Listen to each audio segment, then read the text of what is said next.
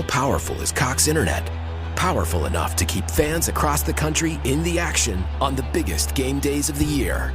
Whether you're one of 65,000 fans at Allegiant Stadium or you're streaming the game at home with America's fastest download speeds powered by fiber. Whenever it matters most, Cox keeps you connected. Cox Internet is connected to the premises via coaxial connection. Speeds vary and are not guaranteed. Cox terms and other restrictions may apply. Analysis by Ookla of Speed Test Intelligence data. Fixed median download speeds. US Q3 2023. In one moment, a gift most humans never receive in a lifetime. Hey, what time is it, kids? This is the Bob and Jeff Show, starring Jeff Lutz. I was just over here reading the multiple endless pieces of literature that say clutch doesn't exist. Look up does clutch exist, and it's the first result. Pretty clutch. And Jason Duda. For today, anyway. When I was playing with the Thunder, I can't remember the defenseman's name. He would never score. He was just a solid defense. But when we went into a shootout, we put him in. Why? Because he was clutch. Pretty clutch. 97.5 and 1240 KFH. Stand by for action. Welcome back, hour number 2 of Bob and Jeff. In this hour, Jason. What? Joanna Chadwick. Well, of course. Vype Magazine, 325. And then we will talk Wichita / I guess Park City, East McLean Street in Park City, with Jared Bruner for 5 questions. Perfect. Wonder what he's going to ask us. I don't know. A guy who's never met us, probably knows who you are. Very unlikely that he knows who I am. But we've never met him either. What are we We've going to never ask met him. But we know something about him. He's a roller hockey guy. There you go. That we can get 4 questions out of that. You're going to ask him where he likes to eat in Park City. There's a good restaurant, Mexican restaurant. Well, in Park City. I'll find out. See if he likes that one. Are we going to continue with the state game? I don't know. No offense to football, but I like guessing state whatever. Well, dates. we can do a little bit of that. Induction and then maybe dates. That's not the right word. Admission dates. Admission dates. Into the admission the years. Union. We won't do dates because dates impossible. But years we could do. Year is a date. I'm going to give you the next one. I'm going to give you. You're going to get one out of the 2. I guarantee you. No, I'm not. No, I guarantee you. And if you don't, then we're done. The game's over. So you're going to get either one of the 2 questions I'm going to ask you. I doubt it, but let's try. Well, you should know as soon as I tell you the state. What year was Idaho? Was that part of the Louisiana Purchase? So the first thing that comes to mind is late 1800s, early 1900s, mid 1800s, early 1800s. Louisiana Purchase. Can I look up when was the Louisiana Purchase? Sure. I'll allow you to do that. This is not exactly an easy game. Because then they went But looking through it, I found it interesting. So that was 1803, which got into Idaho, but did not name Idaho as one of its states. That was because it was later. That was still Montana. It was quite later. That was still Montana. So later for Idaho, and Idaho would have been 1844. 1890. You said it wasn't in the second half of the 1800s. What is your problem? I apologize because I did give you that hint here, but and I don't have my regular glasses on, so these little numbers are and I first said early part of the 20th century, so I was closer there. You were. Than where you led me. But let me throw you a bone here. What's potato? Oh, see, look at you. Potato. I told you you'd get one of the 2. Potato. I told you you'd get one of the 2. Okay, since you were talking about it, let's do Montana. What year was Montana? Well, Montana was part of the Louisiana Purchase, right? But Kansas was too. And it wasn't a state until 1861. So Montana had to be a little after that. Montana had to be 1886. Well, you didn't get it right, but you're within 7 years. Sweet. So that is a correct answer. Was it also 1890? 1889. Yeah. Just before Idaho. See, now I have a frame of reference. Because Idaho, I had no idea really. But now that I know that western part of the state or the country is second, obviously, because we moved west, Jason. Mm-hmm. And now that I have a frame of reference with Kansas, 1861, we continue to move west. And See, now you're kind of figuring it out. putting it all together. There you go. I'm impressed. Thank you. Okay, so Montana, what would be their treasured state fruit? Now Their this is treasured state fruit. so this is it's a I mean you'll know the fruit, but it's a little bit of a different name. So it's some kind of apple, some kind of grape, It's some kind of berry. the Frankenberry. Not the Frankenberry. And if you think of the movie Tombstone, I'm Doc so Holliday loved to say this. I didn't see Tombstone. Oh, that's too bad. Then that doesn't help you. You know what this is doing to Everybody me? driving right now is like, Everybody. how do you not know this? You know what this game is 'Cause doing to me? I'll be your. It's killing me. I'll be be your your- huckleberry. Ah, there you got it. See how The- easy that was? The long grain huckleberry. No, just huckleberry. Huckleberries. Okay. You said Okay. it was a kind of huckleberry. Okay, then you've kind of started to figure this out a little Yeah, bit a little now. bit, but that doesn't mean anything. So let's go back to this one. Okay. Alaska. Alaska was the next to last state You are correct. into the Union, and that might have been 1956, but it wasn't. It was 1955. It still wasn't. God, what was it? 1959. Same year. Again? Same year. Alaska was January 3rd, 1959. Hawaii, which we went over, was August 21st, 1959. Oh, that hurts. And now But this should be it passed in the Senate in 58. So I should get get what? whatever I said. Well, you were within 7, so you Okay, get it so I right. get it. It's still considered a right answer. How many points is that worth? That's just worth 1. Okay. Now, what would you consider in Alaska as their state food? No. Snowballs. Snow's Snow not a cones. food. It comes out of the ocean. Trout. Oh my God, trout is not in the ocean. Like, I know I'm not the smartest guy in the world, but I do know that. Dolphins. Oh, I- it's starting to hurt. You are killing me right now. My brain has died. A lot of people listening will know. Max, I'm going to allow Max to The answer this. bluefin I'll help whale. you. They swim upstream. I don't know that, Max. Bears like them. Fish. They're like an orange color when you eat Rainbow them. trout. Goldfish. A salmon. Very good. Hey, got it. Hey, good job. You the man. That's fantastic news. Wow. See, this game is so fun for me. Are you enjoying this? Why would I know that a salmon swims upstream? Why would I know that? What reason would I have to know that? Just explain to me how that How have knowledge... you never heard salmon swim upstream? I'm sure I've heard it, but what would make me commit that to memory? Why? Why not? I don't eat salmon. I don't fish. I don't go to Alaska. Why would I know that? I don't know, but you should. I don't. The rest of everybody else listening probably had a pretty good idea it was But salmon. why? You're in Alaska. Think about it. Just think about it. I've never been. But trout swim in the ocean. I don't know what that is. You don't know what a trout is? Oh, trout? Oh my. That's what you said. A trout. A trout. A trout. Trout. What's wrong with the trout?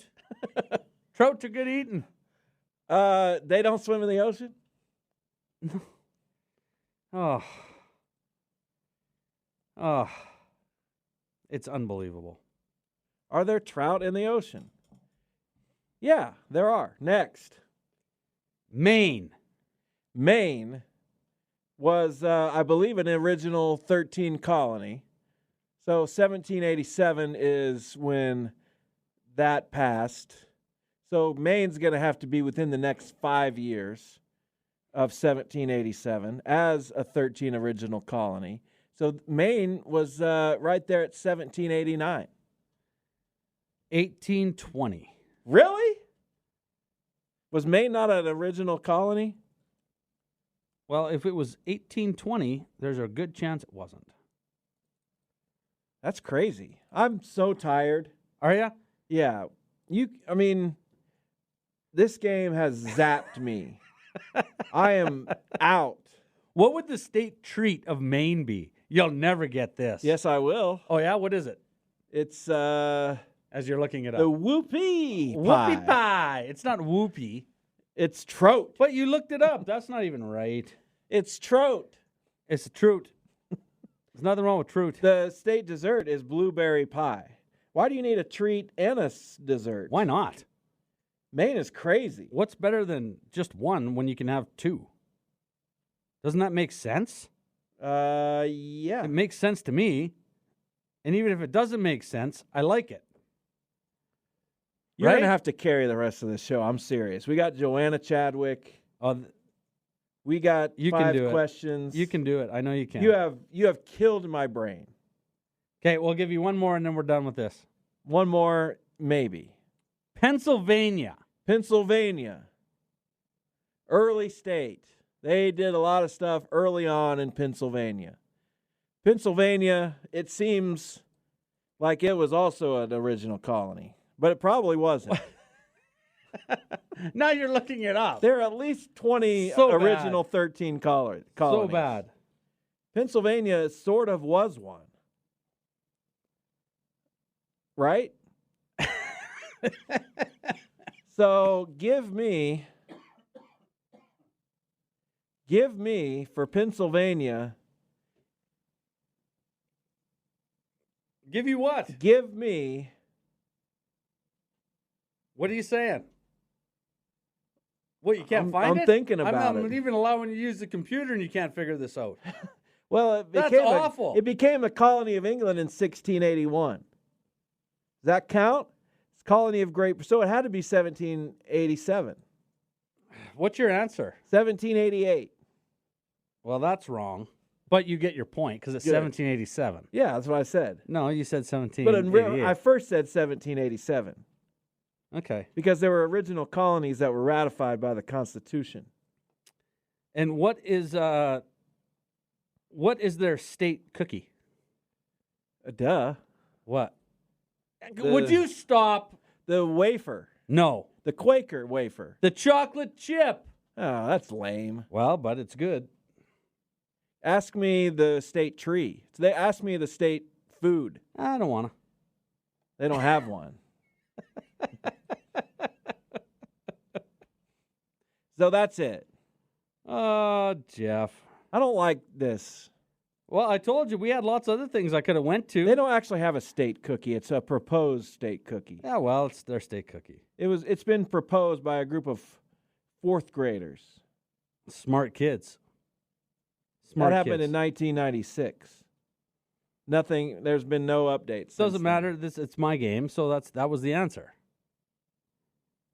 Well, a devotion of the chocolate chip cookie. I'm gonna have to stop this Wording game appears because to be you're starting to fade. After Your brain's hurting. I'm done. It's a little tired. I am so done.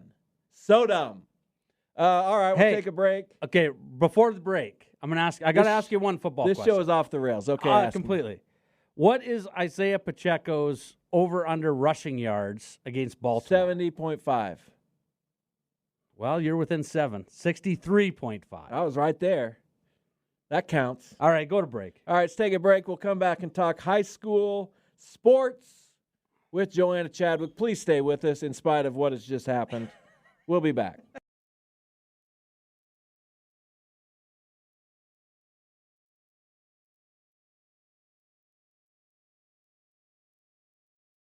How powerful is Cox Internet?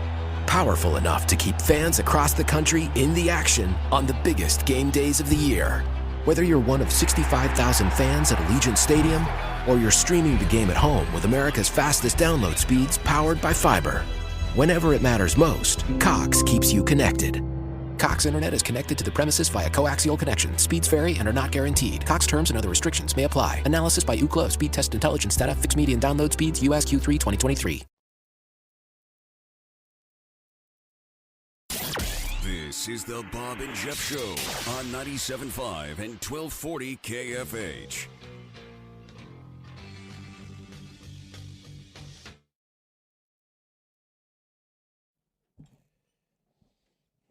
Welcome back. Novelty Songs Week on Bob and Jeff. This is The Who with Boris the Spider. Great. Let's go. What do you want me to say? Boris the Spider. I didn't come ask you on. to say anything. I don't Yeah, care. well, you looked at me like you wanted me to say No, something. I didn't. And I wasn't gonna on something like that. Absolutely ridiculous. Let's go to the hotline and talk to Joanna Chadwick from Vype Magazine. Joanna, this show is off the rails, off the chain. I don't even know. Okay, well, off the chain means it's perfect timing for me. Off the rails means maybe I should call later. It's a little bit of both, probably, but please stay. It'd be better for you to call later, probably. You don't want to deal with this guy today. We need you. So here's what I want to ask you first before we talk about basketball. The Jackie Robinson statue got stolen last night. I just want to give you the floor if you want to say anything about that. Well, I think it's just horrifying to think that someone would take the time, the energy to plan that theft. And for what? Why are we taking away something from a place that is just doing good for kids, the innocence of our society? And, you know, I am just so stunned that that would happen here, that an icon like Jackie Robinson, a statue dedicated to him, an area dedicated to kids, would be vandalized like that. We should be really upset as a city. We should be upset as a society because it's just ridiculous.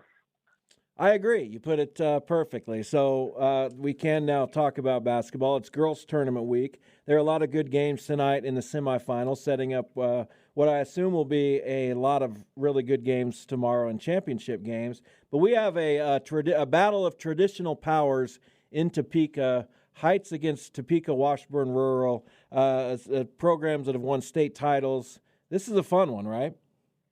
It really is. And I think, Heights has got a really good young team, and they're fast and they really push it. And they're coming back to being one of those teams that's a powerhouse in the state. And I think that's really exciting for girls basketball. And Washburn Rural, man, they are just always tough. One thing that Washburn Rural has done that has impressed me is they are able to keep their volleyball players playing basketball. I think in a lot of schools, the volleyball players tend not to play basketball, and that always makes me really sad because why not have your best athletes, and then we can, contend for championships in every sport. But Washburn Rural has done a really good job with that, and they usually have height. I don't know what their team looks like this year, but they usually have height and just excellent ball handlers.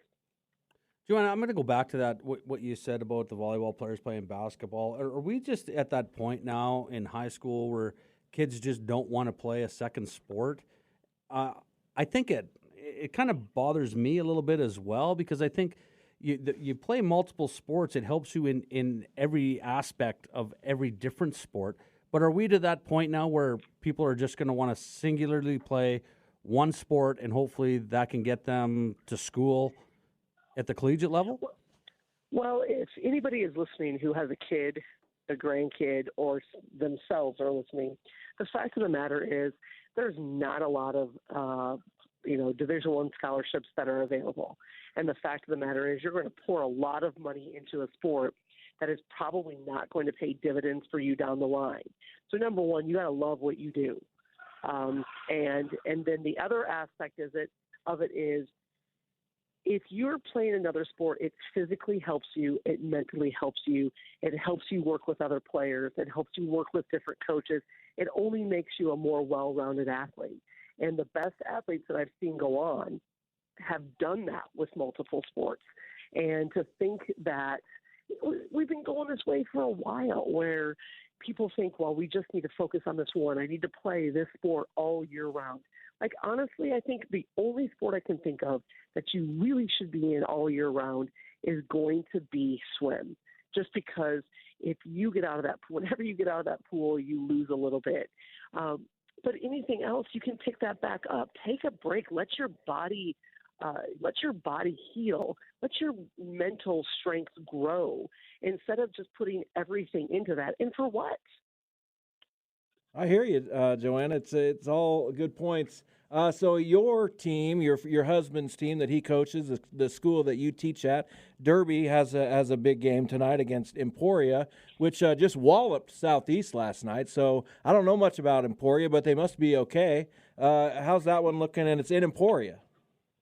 Well, that's the thing. I mean, and I know Coach Flory from the Derby boys put out a tweet to Brian about that tonight because they faced McPherson last week, and hometown team, home tournament. It's not easy, and I would imagine tonight will not be easy. It will be a test, but I will say this, and I can say this as I'm not coaching the team. I'm not playing. It is so good for them to experience these difficulties.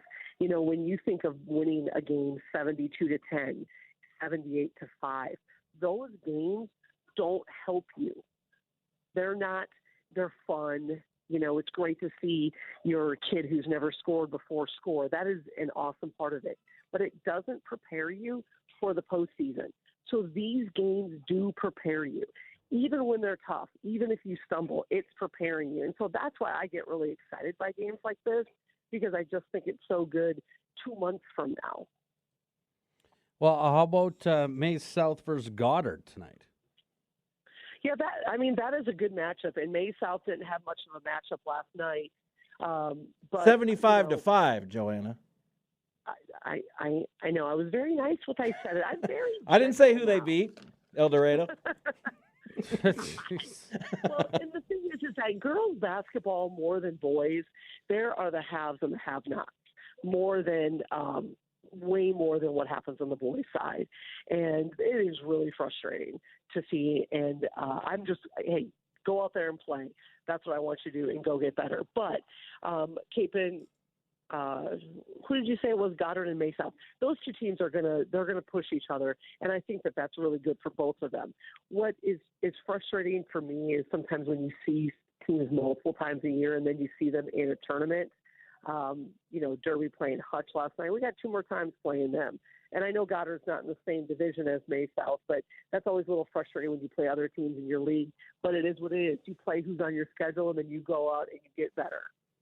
The game of the night, I believe, is in McPherson, and McPherson hosts undefeated Shawnee Mission South. And again, I don't expect you to know much about Shawnee Mission South, but we're talking about a 9-0 team going into McPherson.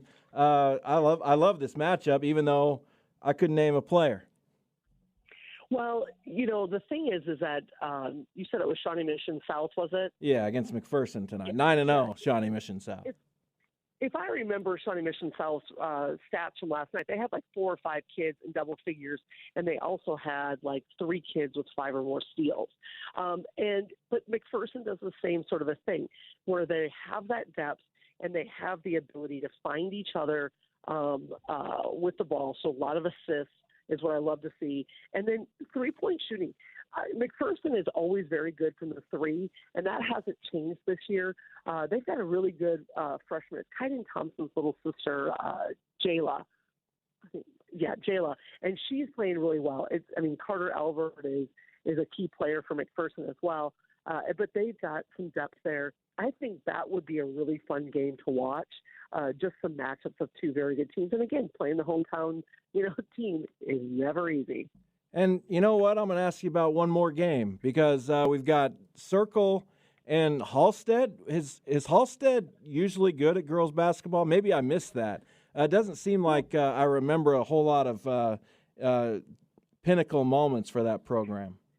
Well, I think you're just forgetting because Kaylee O'Brien was very good there. She was just a few years ago or a year ago. I think if I'm remembering right. I'm pretty sure Nickerson and Halstead had some battles. But I think that, the cool thing is that while I say it's frustrating when you see the same team in your division at midseason tournament, it's also really good to see teams that you may not see at that tournament or that you may not usually see. And so that means you don't know them as well. And so it's really important that they have to be able to adjust to those teams and to those different playing styles as well. All right, Joanna, beautiful stuff. I assume you are or will be in Emporia. That's a late game, right? It is. It's a 7:45 game, and I'll be up there today. I'll be back for a JV tournament tomorrow for my kid, and then I'll be back in Emporia for the rest of the tournament. It's a lot. It's a lot. I But love you're it. almost empty nesters. Not that that'll matter. You'll still be at games every day, probably. Heck yes, I will. All right, Joanna. Thanks. All right, bye, guys. See you. There she goes. I don't even know if they almost are empty nesters. They got a couple in high school, I think. What? That's it. Is it? I just hate when I'm unsure of things. Unsure of what? Or I misspeak. And what if they have a Are you? 4-year-old? See, They doesn't- don't, but I'm doesn't- just saying, like, I get worried that So now you're worried about, my text information Joanna and isn't- ask. I don't want to. So you'd rather be worried about it than find out and then be okay Don't with you ever it. do that, like at work, where maybe like an email goes out? I'm not saying this happens, but like there's something you think you should know, but so you don't ask. I usually ask. You ask, Yeah, it doesn't bother me to ask. even if It's they better- go like, "Well, we covered that it's- 3 months ago in a It's training better. seminar." Listen, this is something that you can take with you the rest of your I life. know that it's what you're saying is true, but say it anyway. It's better to ask a stupid question than make a stupid mistake. No, that's a good point. Thank you. All right, let's do 5 questions. Our guest is some guy that I found on Facebook yesterday, Jared Bruner. Jared, how are you? I'm doing good. How are you? We are doing fantastic. You're here with Jason, Duda, and myself. We're going to play a little butt up bum thing, and then we're going to get to it. There it is. All right, so we're going to get into your roller hockey background and involvement in and around the Wichita area. But when I texted you yesterday, hey, do you want to come on the radio, what were your thoughts? I was actually shocked, to be honest, because not that many people ask about roller hockey in the Wichita area anymore, to be honest. It does not happen very often. So, Jason, what's your question for Jared? Jared, do you live in Park City or in Wichita?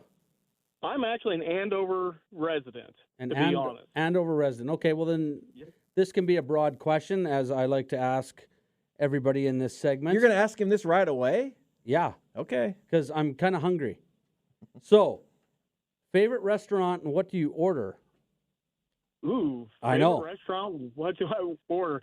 Favorite restaurant? It's not a Wichita one, but it's got to be Eskimo Joe's down Stillwater, Oklahoma. Big old plate of cheese fries. I've got a bad cheese fry addiction. Jason, you better leave if you want to get there by dinner time. That sounds good, though. I love cheese fries. Jared Bruner, our guest for 5 questions. So tell us about your background personally, how you got involved in roller hockey, what you enjoy about it, and then we'll talk about the facility of sorts that you've created. Yeah. So my background roller hockey, you could go back to the second Wichita Thunder championship in the CHL, because that year, one of the promotions was they handed out street hockey sticks to every kid that came in the door. I think it was March 1995. And that's really where it got started for me, just playing roller hockey just out in my driveway. And just that's how most kids back in that era got started in Wichita, was not on ice. It was roller hockey. And I implore all kids, hey, pick up a street hockey stick, go down thrift store, Walmart, whatever, get you a cheap set of skates, just play on your driveway, enjoy the sport. Yeah, see, where I'm from, we had more ice on the ground for longer, so that's why we use skates. Yep. That's the only difference. Tell us a little bit about the facility and how many people do you got? Just give us a little rundown. So the facility is actually it's coming up on 30 years old. The facility itself, we have nicknamed it the Concrete Pond, because obviously roller hockey got to be on concrete or some kind of non-slippery floor. Out there, we do a lot of drop-ins, and sometimes league games just come in, pick up a stick, and go in the summertime. Usually Friday nights about 7 o'clock. And it's open to anybody. We want an inclusive environment. We're not going to turn anybody away. Where is the facility and what would your hours be then? Give us the exact address. The exact address is Pat McLean Park in Park City, right next to their BMX track. You can see the rink from 135. Okay, so I said something about McLean Street earlier, but it's not on McLean Street. It's at McLean Park in Park City. That makes a lot more sense. You are correct. You would use hydraulic in Park City to get to McLean Park. So are you at all? Are you a Thunder fan? Because I saw that you are friends with Jason Chave, who had worked for the Thunder. Jason Miles, who is their broadcaster. Do you know those guys pretty well? And do they play? Do they play roller hockey with you? They do a lot more ice than they do roller. Yeah, longtime Thunder fan. Of course, I played for some of your old teammates. Played for Newts. Played for Trevor Converse. Played for Sean O'Reilly. Some of the old guys that are still. Matter of fact, my son now plays against Todd Newton's boy. It's kind of a fun bit. Now I'm playing against his kid, somebody that taught me the sport. What do you think about that, Dudesy? No, well, he's mentioning names that put a smile on my face. You know, I knew those guys very well. They're good guys. So obviously, it's I got some memories floating through the back of my head right now. I would imagine. This is good. See, this is what we do for 5 questions when you're here. I try to cater to you. Have I done it? You're so full of it. I do. Ask a question.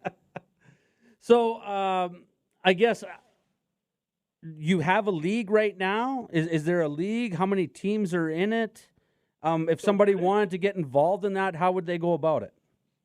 So they can ask us questions on our Facebook page, the Concrete Inline Hockey Rink on Facebook. Right now, we float between 4 or 5 adult teams in the summertime. We took a year off last year, but we're coming back this year. We're actually going to open it up to the 14U and older crowd. So we're going to get high school kids out there playing this year. Definitely try to grow the sport. It runs from June to early September. We do bi-weekly, every other Friday night at 7 p.m.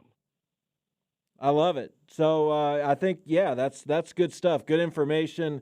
Hopefully you get 1 or 2 more people out there to play with you guys. So now you get to ask us a question. You can ask us anything you want. You can ask both of us the same question. You can ask us different questions. The floor is yours, Jared. Okay. So I've got a question for Jason. Of course, you've been in Wichita since, I think, what was that, 97, 98 time frame? Yeah, December 20th, 1996 is when I got traded here. Okay, wow. So, I mean, obviously, you got to play under Coach Wells. Yes. I mean, what was that environment like for the 5 seasons he coached here in Wichita? Because, I mean, obviously, a lot of us know how he was as a player, and we saw him and Rick Sealing have fun down in Tulsa. But what was the everyday practicing under Wellesley like? Well, practicing under Wellesley was, it's kind of like, how do I put this? How do you put this? How do I put this? Each day was an adventure. You never knew what you were going to get with Wellesley. He could come in and be like, hey, how's it going, guys? You know what? We're not practicing today. Let's all go for breakfast. Or you could have won the 3 games on the weekend, and he comes in Monday morning, and I don't know what happened, but he's lost his marbles. Nobody says a word. You get on the ice. There's no pucks for an hour and a half. You just never knew. But I'll tell you what. I honestly absolutely enjoyed playing for Wellesley. And definitely, I mean, I see him off ice. I mean, yeah, always that nice smile, all, but off the ice, I'll tell you what, off the ice, great guy, absolutely fantastic. Get him away from the arena, and it's totally different, you know. And a lot of guys, especially in hockey, you know, they can turn that switch on and off. Once if he's at the rink, he's a different guy a lot of times. But if you get out of the rink and you're just going golfing or you're just sitting around, he's just like one of the boys. I mean, you never know that he bit off a guy's finger up in the United Hockey League and got kicked and got banned for life, and that's how he ended up in Wichita. And that is a true story. Oh yeah, well, I've seen videos of him when it was local news up there, 2-handing a guy in the head, and he had just gone back from his suspension for eye gouging. Yes, that was Wellesley. Wow. Yes. Good stuff. Jared, we really appreciate it. You were a good sport. So, good luck with your roller hockey venture. Say hello to the two Jasons for me. I will do. All right, appreciate it. Something a little different. Yeah, good stuff. That's what 5 questions is all about. Well, that's what it's supposed to be, isn't it? I think so. Well, I would hope so. I don't know. Because if it's not, then you're doing it wrong. But I assume that it is. Any excitement over the weekend happening for you? Let's see. You want to come over for the Royal Rumble on Saturday? I got plans. Dang, man! You would have fun, but it's okay. I have plans. Okay. We got a bunch of family coming over to the house, so that's what's going on Saturday night. I'm going to the Metro Bistro a little bit after the show with our friend Shannon Great. Oh, really? To have the Cuban that apparently is the best around. Cubans are fantastic. They are. So this better And be... if you can find the best one, you let me know because I will go try. I've had some good ones. Monarch has a good one. Homegrown has a good one. So, we're not lacking for good Cubans. Well, I want to know. You let me know next week because I probably would stop by if it's that good. It's out in Andover. Well, I'm basically out there now. You got to go a little bit out of your way to get to Andover. Like I said, I just go a little early. You want to come lunch. with us? No, you're not invited. He would be upset. I'm actually, Jackson and I are going for a bite to eat tonight. Oh, where are you going? I think we're going to have some wings. We haven't decided where yet. That's good stuff. We went out to Gambino's on Wednesday, had some pizza out there, fantastic. And tonight, the girls are busy, so he and I are hanging out. I think it's our Friday night. Fantastic. I'm looking forward to it. As you should be. Max, plans? Nothing. All right, well, that's fun. End on a sour note. Sour? What's wrong with having nothing to do I on don't an know. evening? I think it's fantastic. Thanks, everyone, for listening. Bob, we hope we'll be back on Monday. If you could send him some support over social media or any other way you're capable, we'd appreciate it. And we will talk to you Monday. Have a great weekend. Later. How powerful is Cox Fiber? Powerful enough to keep fans across the country in the action on the biggest game days of the year. Whether you're one of 65,000 fans at Allegiant Stadium or you're streaming the game at home with Cox Fiber from the company with America's fastest download speeds. Whenever it matters most, Cox keeps you connected. Limited availability in select areas. Speeds vary and are not guaranteed. Cox terms and other restrictions may apply. Analysis by Ookla of Speed Test Intelligence data. Fixed median download speeds US Q3 2023.